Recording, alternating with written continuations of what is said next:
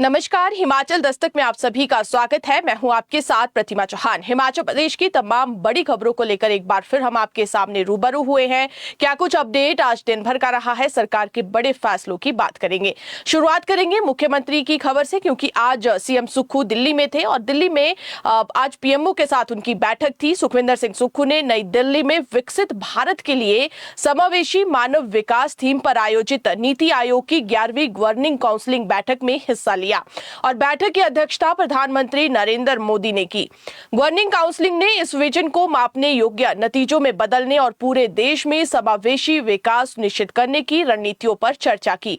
इस मौके पर मुख्यमंत्री सुखविंदर सिंह सुक्खू ने प्रधानमंत्री से पहाड़ी राज्य के लिए एक उच्च स्तरीय समिति बनाने का भी आग्रह किया और ये समिति आरडीजी बंद होने, प्राकृतिक आपदाओं से हुए नुकसान, हाइड्रो पावर प्रोजेक्ट्स में उचित मात्रा में मुफ्त बिजली न मिलने और जीएसटी व्यवस्था के कारण हुए राजस्व नुकसान का आकलन करेगी। उन्होंने कहा कि इन सीमाओं के बावजूद राज्य देश के विकास में योगदान दे रहा है, लेकिन उच्च स्तरीय समिति भारत सरकार को एक विस्तृत रिपोर्ट सौंप सकती है ताकि राज्यों को उसका उचित हिस्सा मिल सके। सीएम ने बताया कि आरडीजी बंद होने से राज्य की अर्थव्यवस्था को बड़ा झटका लगा है और उन्होंने कहा कि राज्य को दी गई 25,000 करोड़ रुपए की राशि नुकसान की भरपाई के लिए अपर्याप्त नहीं थी। उन्होंने इस राशि को बढ़ाकर 50,000 करोड़ रुपए करने की भी मांग की ताकि राज्य में विकास कार्य सुचारू रूप से किए जा सके। मुख्यमंत्री ने कहा कि हिमाचल प्रदेश देश का ग्रीन फ्रंटियर पर्यावरण की दृष्टि से महत्वपूर्ण क्षेत्र है और विकसित भारत के विजन को सही मायने में साकार करने के लिए भारत सरकार से विशेष ध्यान देने की आवश्यकता है। वहीं सीएम ने देश विदेश से पर्यटकों को आकर्षित करने के लिए हवाई संपर्क की जरूरत पर भी जोर दिया। उन्होंने गग्गल हवाई अड्डे के विकास का आग्रह किया ताकि राज्य one state one international destination का हिस्सा बन सके। वहीं सीएम सुक्खू नशीले पदार्थों के सेवन को रोकने के लिए राज्य सरकार के जोरदार एंटी चिट्टा अभियान के बारे में भी जानकारी दी। उन्होंने इंटेलिजेंस नेटवर्क और अलग अलग एजेंसियों के बीच सहयोग के लिए समर्थन मांगा। वहीं कल मुख्यमंत्री सुखविंदर सिंह सुक्खू शिमला पहुंच जाएंगे और शिमला पहुंचकर सीएम के कल कई बड़े कार्यक्रम है। समर फेस्टिवल में सीएम की कल मुख्य अतिथि के तौर पर समर फेस्टिवल में वो मौजूद रहेंगे और इसके अलावा कल वित्तीय विभाग और तमाम सभी विभागों के साथ मंथन किया जाएगा। खासतौर पर हिमाचल प्रदेश की वित्तीय स्थिति को लेकर एक बार फिर सीएम अधिकारियों से अपडेट लेंगे। अगली खबर की बात करें तो उधर सीबीएसई सब कैडर के लिए चयनित सेवारत शिक्षक अपनी नियुक्तियों को लेकर कल मुख्यमंत्री से मुलाकात करेंगे। शिक्षकों ने मांग की है कि सीबीएसई सब कैडर में नियुक्तियां अधिसूचित नियमों के अनुरूप केवल मेरिट के आधार पर की जाए और इसके लिए शीघ्र स्टेशन वरीयता विकल्प लेकर पारदर्शी काउंसलिंग प्रक्रिया अपनाई जाए। अगली खबर की बात करें तो हिमाचल की ज्वाइंट टीचर्स फेडरेशन ने जिला चंबा, कुल्लू और हमीरपुर के उपायुक्तों द्वारा शिक्षकों को स्कूल समय समाप्त होने के बाद जनगणना कार्य में लगाने संबंधित निर्देशों पर कड़ा विरोध जताया है। फेडरेशन ने स्पष्ट चेतावनी दी है कि यदि इस फैसले को तत्काल प्रभाव से वापस नहीं लिया गया तो प्रदेश के शिक्षक जनगणना कार्य का सामूहिक बहिष्कार करने के लिए बाध्य होंगे। फेडरेशन ने कहा है कि शिक्षक पहले से ही शिक्षण कार्य, परीक्षा संचालन, मूल्यांकन, ऑनलाइन पोर्टलों पर डेटा प्रविष्टि और अन्य विभागीय जिम्मेदारियों के कारण अत्यधिक कार्यभार का सामना कर रहे हैं। ऐसे में विद्यालय समय के बाद जनगणना जैसे व्यापक और जिम्मेदार पूर्ण कार्य सौंपना न केवल अव्यवहारिक है बल्कि शिक्षा व्यवस्था को भी ये प्रभावित करेगा। फेडरेशन के पदाधिकारियों का कहना है कि जनगणना देश का महत्वपूर्ण राष्ट्रीय कार्यक्रम है जिसकी सफलता के लिए कर्मचारियों का मानसिक और शारीरिक रूप से पूरी तरह सक्षम होना आवश्यक है। पूरे दिन शिक्षण कार्य करने के बाद अतिरिक्त जनगणना ड्यूटी से शिक्षकों की कार्य क्षमता प्रभावित होगी जिसका असर शिक्षा की गुणवत्ता और जनगणना दोनों पर पड़ सकता है। शिक्षकों का कहना है कि प्रदेश के अनेक शिक्षक दूरस्थ और दुर्गम क्षेत्रों में कार्यरत है। स्कूल समय समाप्त होने के बाद जनगणना कार्य के लिए अतिरिक्त यात्रा करना उनके लिए कठिन होगा और इससे परिवहन, सुरक्षा, स्वास्थ्य और पारिवारिक जिम्मेवारियों से जुड़ी समस्याएं भी बढ़ सकती है। फेडरेशन ने महिला शिक्षकों शिक्षकों और छोटे बच्चों व बुजुर्गों की देखभाल की जिम्मेवारियां निभा रहे कर्मचारियों की कठिनाइयों का भी उल्लेख किया है। फेडरेशन ने दोहराया है कि शिक्षक समुदाय राष्ट्रीय दायित्व के निर्वहन के लिए सदैव प्रतिबद्ध रहा है, लेकिन व्यवहारिक परिस्थितियों, शिक्षा हितों और कार्य जीवन संतुलन की अनदेखी स्वीकार नहीं की जाएगी। और बड़ी बात हम आपको बता दें कि तमाम हिमाचल प्रदेश के हजारों की संख्या में शिक्षकों ने यह चेतावनी दी है कि अगर जनगणना को लेकर उन्हें पूरा दिन नहीं दिया गया तो ऐसे में पूरे शिक्षक जो है वो जनगणना को बहिष्कार करेंगे। प्रदेश भर के हजारों शिक्षक जो है वो जनगणना में हिस्सा नहीं लेंगे। तो ऐसे में ये एक बड़ी दिक्कत है और इसके लिए सरकार को सरकार का क्या अल्टरनेट होगा, सरकार किस तरीके से शिक्षकों को राहत देती है, बड़ी बात होगी। फिलहाल अगली खबर की बात करते हैं। राज्य सरकार ने सेवा अवधि के दौरान उच्च शिक्षा प्राप्त करने के लिए अध्ययन अवकाश पर जाने वाले सरकारी कर्मचारियों को पूरा वेतन देने का फैसला लिया है। पहले अध्ययन अवकाश लेने वाले कर्मचारियों को अवकाश पर जाने से पूर्व प्राप्त वेतन का केवल 40% और महंगाई भत्ते के साथ आवास भत्ता दिया जा रहा था। कर्मचारियों के हित में संवेदनशील और कर्मचारी अनुकूल दृष्टिकोण अपनाते हुए राज्य सरकार ने CCS अवकाश नियम 1972 के नियम 56 में संशोधन किया है, जिसके अंतर्गत अध्ययन अवकाश पर रहने वाले कर्मचारियों को उच्च शिक्षा की अवधि के दौरान 100% वेतन मिलेगा और जिन कर्मचारियों ने पहले पुराने प्रावधानों के तहत अध्ययन अवकाश लिया था उन्हें भी संशोधित नियमों के अनुसार वेतन की बकाया राशि का भुगतान किया जाएगा। इस सुविधा का लाभ लेने के लिए सरकारी कर्मचारी को इस घोषणा के साथ एक शपथ पत्र देना होगा कि अध्ययन अवधि के दौरान वो किसी भी प्रकार की छात्रवृत्ति, स्टाइपेंड या अंशकालिक रोजगार से कोई पारिश्रमिक प्राप्त नहीं कर रहे हैं। राज्य सरकार इससे पहले भी प्रतिष्ठित चिकित्सा संस्थानों में उच्च एवं विशेषज्ञता पाठ्यक्रम करने वाले एलोपैथिक चिकित्सकों के लिए अध्ययन अवकाश के दौरान पूर्ण वेतन बहाल कर चुकी है। अगली खबर की बात करें तो आगामी दक्षिण पश्चिम मानसून 2026 के दौरान भारी बारिश, अचानक बाढ़, भूस्खलन, बादल फटने, जल भराव और बिजली गिरने जैसी संभावित प्राकृतिक आपदाओं को देखते हुए शिक्षा विभाग ने प्रदेश के सभी शैक्षणिक संस्थानों को सतर्क रहने के आदेश जारी किए हैं।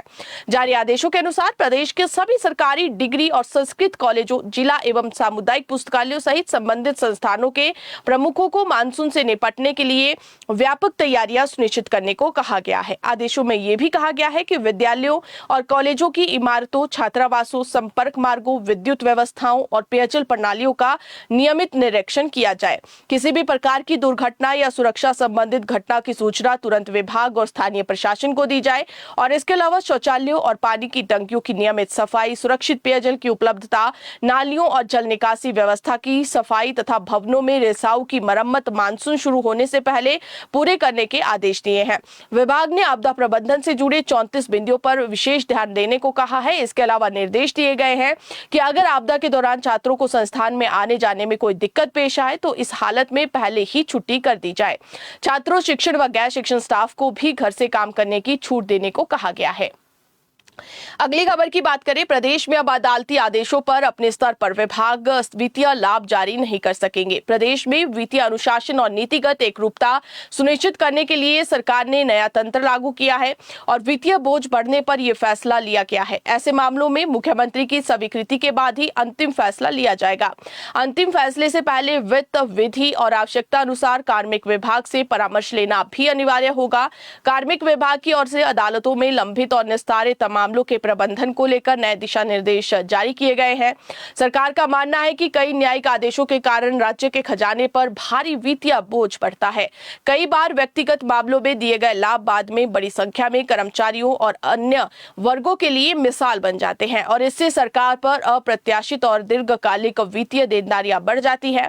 सरकार ने पाया है कि कई मामलों में विभागीय या क्षेत्रीय स्तर पर अदालत के आदेशों को लागू करने, रियायतें देने अथवा अपील न करने जैसे फैसले बिना व्यापक वित्तीय मूल्यांकन के लिए जा सकते हैं। ऐसे फैसलों का प्रभाव समाज स्थिति वाले अन्य कर्मचारियों, भविष्य के मुकदमों, वरिष्ठता व्यवस्था, कैडर संरचना और भर्ती प्रणाली पर भी पड़ता है। नए निर्देशों के तहत उन सभी मामलों की गहन समीक्षा की जाएगी जिनमें राज्य पर महत्वपूर्ण वित्तीय प्रभाव पड़ने की संभावना हो या जो भविष्य में न्यायिक मिसाल बन सकते हैं। संबंधित प्रशासनिक विभाग को किसी भी अंतिम फैसले से पहले वित्त विभाग से परामर्श लेना अनिवार्य होगा और कानूनी पहलुओं और भविष्य की न्यायिक रणनीति के लिए विधि विभाग और महाधिवक्ता की राय भी ली जाएगी। वहीं यदि मामला सेवा शर्तों या कर्मचारियों से जुड़ा हुआ है तो कार्मिक विभाग की सलाह भी इसमें आवश्यक की होगी। यानी कि सरकार ने सभी तमाम विभागों के एचओडी की जो शक्तियां है उसे नियमित कर दिया है, थोड़ा सा उसे कम कर दिया है, कटौती की गई है। अगर कोई भी कोर्ट मसले में ऐसा कोई ऑर्डर आता है जिसमें यह कहा जाता हो कि संबंधित कर्मचारी को वित्तीय लाभ दिया जाए, तो ऐसे मामलों पर विभाग को हम बता दें कि अपने जो महाधिवक्ता है उनसे भी पूछना होगा और वित्त विभाग से भी परामर्श लेना होगा और उसके बाद जो है सरकार के समक्ष भी वो मामला पेश करना होगा। उसके बाद कोर्ट के आदेशों पर कर्मचारियों को वित्तीय लाभ दिए जाएंगे। फिलहाल अगली खबर की बात करें तो प्रदेश सरकार ने वन्य जीव संरक्षण हिमाचल प्रदेश नियम 1975 में संशोधन करते हुए सेंचुरी क्षेत्र के लिए अलग अलग शुल्क तय किए हैं। इन नए नियमों को वन्य जीव संरक्षण हिमाचल प्रदेश संशोधन नियम 2026 कहा जाएगा। ये नियम राजपत्र में प्रकाशन के बाद पिछले कल से लागू हो चुके हैं। इसके अनुसार विभिन्न शुल्कों में वृद्धि की गई है। अधिसूचना के अनुसार भारतीय नागरिकों के लिए प्रवेश और फोटोग्राफी शुल्क पहले 3 दिन 300 रुपए प्रतिदिन रहेगा। इसके बाद अतिरिक्त दिन के लिए 500 रुपए लगेंगे। गैर भारतीय नागरिकों के लिए ये शुल्क पहले 3 दिन 600 रुपए और अतिरिक्त दिन 1000 रुपए होगा। पर्यटन और अभ्यारण्य में वैध कारोबार के लिए भी यही शुल्क लागू रहेगा। 5 वर्ष से कम उम्र के बच्चों से कोई शुल्क नहीं लिया जाएगा। स्कूली छात्रों को आधी दर पर प्रवेश मिलेगा। हल्के वाहनों के लिए 1000 रुपए और भारी वाहनों के लिए 2000 रुपए प्रतिदिन का अतिरिक्त शुल्क रहेगा। मोबाइल कैमरों का उपयोग प्रवेश शुल्क में ही शामिल है। पेशेवर कैमरों के लिए अलग से शुल्क होगा।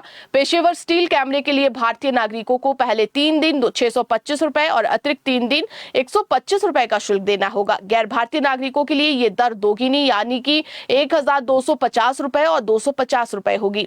सीने कैमरे के लिए भारतीय नागरिकों से पहले 3 दिन 12,500 रुपए और अतिरिक्त दिन 18,500 रुपए लिए जाएंगे। ड्रोन कैमरे के उपयोग के लिए विशेष अनुमति मुख्य वन्य जीव वार्डन की ओर से दी जाएगी। निजी एजेंसियां या मीडिया हाउस के लिए ड्रोन का शुल्क पहले 3 दिन 50,000 रुपए और अतिरिक्त दिन 75,000 रुपए निर्धारित है।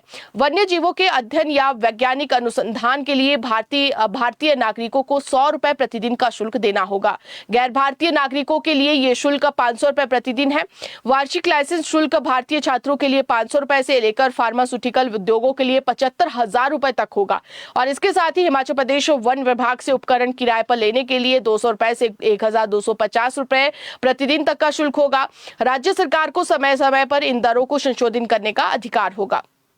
अगली खबर की बात करें तो नेता प्रतिपक्ष जयराम ठाकुर ने आज मुख्यमंत्री सुखविंदर सिंह सुक्खू पर तीखा हमला बोला है। जयराम ठाकुर ने नीरज भारती प्रकरण समेत विभिन्न मुद्दों पर मुख्यमंत्री को घेरा और कई गंभीर आरोप लगाए। नीरज भारती को लेकर प्रतिक्रिया देते हुए जयराम ठाकुर ने कहा कि अब ये कांग्रेस पार्टी का आंतरिक मामला नहीं रह गया है। उन्होंने कहा कि ये पूरे प्रदेश का मामला बन गया है। जिस तरह से कांग्रेस के पूर्व अध्यक्ष ने सरकार पर भ्रष्टाचार के आरोप लगाए हैं वे बहुत गंभीर है। नेता प्रतिपक्ष ने कहा कि मुख्यमंत्री ने कांग्रेस पार्टी अध्यक्ष रहते हुए भी केवल एक गुट का नेतृत्व किया और आज भी सरकार का नहीं एक गुट का नेतृत्व कर रहे हैं। वही विधायकों मंत्रियों की सैलरी बहाली पर प्रतिक्रिया देते हुए जयराम ठाकुर ने कहा कि मुख्यमंत्री को बिना सोचे समझे फैसले लेने की आदत है। सरकार ने जब ये फैसला लिया था तब भी विपक्ष ने सवाल उठाए थे, इससे कितना लाभ होगा। नेता प्रतिपक्ष जयराम ठाकुर ने कहा कि सही मायने में केंद्र सरकार ने 3,920 करोड़ की बड़ी मदद प्रदेश को दी, लेकिन केंद्र का कोई धन्यवाद नहीं किया गया। उन्होंने कहा कि अब मुख्यमंत्री सुखविंदर सिंह सुक्खू अनटाइम्ड ग्रांट के जरिए वेतन देने और अपनी गारंटी पूरी करने के रास्ते तलाश रहे हैं, जिसके चलते हालात बिगड़े हैं। इसके अलावा जिला परिषद अध्यक्ष बनने को लेकर जयराम ठाकुर ने कहा कि पार्टी में चर्चा के बाद इस पर फैसला लिया जाएगा। उन्होंने कहा कि उनकी कोशिश है कि राज्य के सभी 12 जिलों में भाजपा के जिला परिषद अध्यक्ष बने। अगली खबर की बात करें तो वहीं प्रदेश कांग्रेस अध्यक्ष विनय कुमार ने पूर्व मुख्यमंत्री जयराम ठाकुर के उस बयान को पूरी तरह निराधार व तथ्यों से परे बताया, जिसमें उन्होंने केंद्र की मोदी सरकार द्वारा प्रदेश को विशेष आर्थिक सहायता देने की बात कही है। उन्होंने कहा कि केंद्र सरकार से आज दिन तक प्रदेश को कोई भी विशेष आर्थिक सहायता नहीं मिली है। केंद्र से जो भी पैसा प्रदेश को मिल रहा है वो केंद्रीय योजना के हिस्से के तौर पर मिल रहा है और वो भी पूरा पैसा नहीं मिल रहा है। विनय कुमार ने कहा कि जयराम ठाकुर प्रदेश के लोगों को गुमराह नहीं कर सकते सकते। प्रदेश के लोग भली भांति जानते हैं कि केंद्र सरकार प्रदेश के हितों से किस प्रकार से कुठारघात कर रही है और इस साजिश में प्रदेश में के भाजपा नेता भी शामिल हैं। उन्होंने कहा कि प्रदेश में कांग्रेस की सरकार होने की वजह से केंद्र की भाजपा सरकार विकास के मामले में प्रदेश के साथ भेदभाव कर रही है।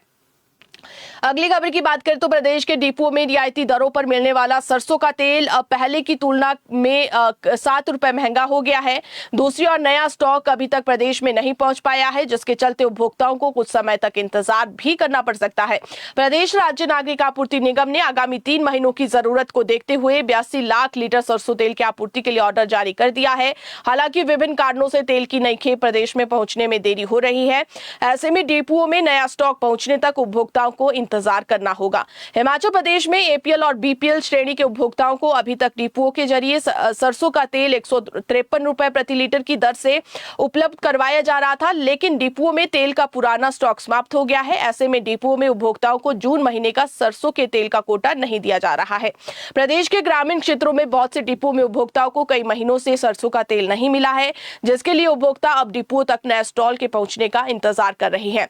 वहीं अब नए स्टॉक आने के बाद इसकी कीमत बढ़कर 160 रुपए प्रति लीटर हो जाएगी, यानी कि 1 लीटर पर उपभोक्ताओं को पहले से 7 रुपए अतिरिक्त खर्च करने होंगे। खासकर इसका असर गरीब परिवारों पर ज्यादा पड़ सकता है और इसी तरह से टैक्स पेयर उपभोक्ताओं को अब 1 लीटर सरसों तेल खरीदने के लिए 167 रुपए खर्च करने होंगे। वहीं पहले डिपो में यह कीमत 157 रुपए लीटर होती थी। अगली खबर की बात करें तो 13 जून को अफगानिस्तान के साथ होने वाले पहले वनडे मैच के लिए भारतीय क्रिकेट टीम आज कांगड़ा के गग्गल एयरपोर्ट पहुंची है। इस दौरान एयरपोर्ट पर टीम इंडिया के खिलाड़ियों की एक झलक पाने के लिए हजारों प्रशंसकों की भीड़ उमड़ी। 13 जून को होने वाले इस मैच से पहले भारतीय टीम कल सुबह Himachal Pradesh cricket association stadium में नेट प्रैक्टिस करेगी। धर्मशाला की पिच आमतौर पर तेज गेंदबाजों के लिए मददगार मानी जाती है, जिस पर टीम अपनी रणनीति तैयार करेगी। कल दोनों टीमों के कप्तान प्रेस कॉन्फ्रेंस कर अपनी रणनीतियों का खुलासा करेंगे। देखना यह होगा कि अफगानिस्तान की मिस्ट्री स्पिन और भारत की मजबूत बल्लेबाजी के बीच इस खूबसूरत मैदान पर कौन बाजी मारता है। अगली खबर की बात करें तो ओमान तट के निकट स्ट्रेट ऑफ हॉर्मुज के पास बीते दिनों हुए जहाज हमले में हिमाचल प्रदेश के हमीरपुर जिले की युवा नाविक आदित्य शर्मा की मौत हो गई। आदित्य हमीरपुर जिला के गलोड़ क्षेत्र के निवासी थे और पालाऊ धवज वाले तेल टैंकर एमटी सट्टे बैलों पर डेक कैडेट के रूप में कार्य करते थे। बीते वर्ष नवंबर माह में वो घर से ड्यूटी के लिए गए थे। आदित्य के पिता राजेश कुमार जालंधर में निजी कंपनी में कार्यरत है, जबकि माता गृहिणी है। आदित्य अपने माता पिता की इकलौती संतान थे। हादसे की सूचना के बाद परिजनों पर दुखों का पहाड़ टूट गया है। परिजनों के अनुसार बीती रात 9 बजे के करीब उन्हें कंपनी के अधिकारियों से एक घटना की सूचना मिली, जिसमें उन्होंने बताया कि घटना के समय पोत पर कुल 24 चालक दल के सदस्य मौजूद थे, जिनमें से 21 को सुरक्षित बाहर निकाल लिया गया, जबकि 3 की मौत हो गई, जिसमें आदित्य भी शामिल है। उन्होंने कहा कि फिलहाल ये स्पष्ट नहीं है कि आदित्य का पार्थिव शरीर कब तक भारत लाया जाएगा। परिवार ने केंद्र सरकार से पार्थिव शरीर जल्द स्वदेश पहुंचाने की मांग की है। वहीं आज भी ओमान के तट के पास एक और भारतीय क्रूड वाले जहाज एमटी जलवीर पर हमला हुआ है। हमले के बाद उस पर आग लग गई है। हमला किसने किया, इसकी फिलहाल जानकारी नहीं है और घटना के बाद भारतीय दूतावास ने कहा है कि वो स्थानीय अधिकारियों के संपर्क में है और हालात पर नजर बनाए रखे हैं। हालांकि पिछले कल एमटी सेतेबलों में पर हुए हमले की जिम्मेवारी लेते हुए अमेरिकी सेना ने कहा था कि ईरानी तेल ले जा रहा था, जिसमें की चेतावनियों की अनदेखी की गई, जिसके बाद उस पर हमला किया गया। अगली खबर की बात करें तो संस्कृत शिक्षा प्राप्त करने के इच्छुक विद्यार्थियों के लिए राहत भरी खबर है। हिमाचल प्रदेश उच्च शिक्षा निदेशालय ने शास्त्री प्रथम वर्ष में प्रवेश की अंतिम तिथि बढ़ा दी है। अब विद्यार्थी 30 जून 2026 तक बिना किसी लेट फीस के प्रवेश ले सकेंगे। उच्च शिक्षा निदेशक डॉक्टर हरीश कुमार द्वारा जारी आदेशों के अनुसार ये फैसला 29 अप्रैल 2026 को जारी पूर्व अधिसूचना के क्रम में लिया गया है और निदेशालय ने प्रदेश के सभी सरकारी और निजी संस्कृत कॉलेजों के प्रधानाचार्यों को इस संबंध में आवश्यक निर्देश दिए हैं कि और कहा है कि कई विद्यार्थियों की ओर से प्रवेश के लिए अतिरिक्त समय की मांग की जा रही थी, जिसे ध्यान में रखते हुए अंतिम तिथि को आगे बढ़ाया गया है। इसी के साथ बड़ी खबर की बात करें तो आज एसएफआई कार्यकर्ताओं ने राष्ट्रीय परीक्षा एजेंसी की कार्यप्रणाली के विरोध में आज शिमला के प्रतिबंधित स्कैंडल पॉइंट पर प्रदर्शन किया। प्रदर्शन के दौरान संगठन के कार्यकर्ताओं ने सामूहिक गिरफ्तारियां देकर अपना विरोध दर्ज करवाया। इस दौरान जमकर धक्का मुक्की भी हुई। प्रदर्शन के दौरान एसएफआई कार्यकर्ता माल रोड पर बैठ गए और जमकर नारेबाजी की। इस दौरान पुलिस को प्रदर्शनकारियों को हटाने के लिए हल्का बल प्रयोग भी करना पड़ा। पुलिस ने कई कार्यकर्ताओं को जबरन उठाकर भी ले गई। प्रदर्शन को संबोधित करते हुए एसएफआई हिमाचल प्रदेश के राज्य अध्यक्ष अनिल ठाकुर और राज्य सचिव सनी सेक्टा ने कहा कि बार बार होने वाले पेपर लीक, तकनीकी खामियों और परीक्षा रद्द होने की घटनाओं के बावजूद केंद्र सरकार और शिक्षा मंत्रालय जवाबदेही तय करने में विफल रहे हैं। उन्होंने आरोप लगाया कि परीक्षा प्रणाली में बढ़ती अव्यवस्थाओं का खामियाजा विद्यार्थियों को भुगतना पड़ रहा है। संगठन के अनुसार 19 जून को नई दिल्ली में शिक्षा मंत्रालय की ओर से प्रस्तावित मार्च में हिमाचल प्रदेश से भी कार्यकर्ता भाग लेंगे और अपनी मांगों को राष्ट्रीय स्तर पर उठाएंगे। अगली खबर की बात करें तो मौसम विज्ञान केंद्र शिमला के अनुसार 12 और 13 जून को राज्य में कई जगहों पर हल्की से मध्यम बारिश होने की संभावना है, जबकि 11, 14, 15, 16 और 17 जून को राज्य में कुछ जगहों पर हल्की से मध्यम बारिश होगी। इस दौरान चोटियों पर हल्की बर्फबारी हो सकती है। चंबा, कांगड़ा, कुल्लू, मंडी, शिमला व सिरमौर जिले के कुछ भागों में आज व कल अंधड़ ओलावृष्टि का ऑरेंज अलर्ट भी जारी किया गया है। तो फिलहाल अभी के लिए इतना ही। आप दीजिए इजाजत। देखते और पढ़ते रहिए हिमाचल दस्तक। नमस्कार।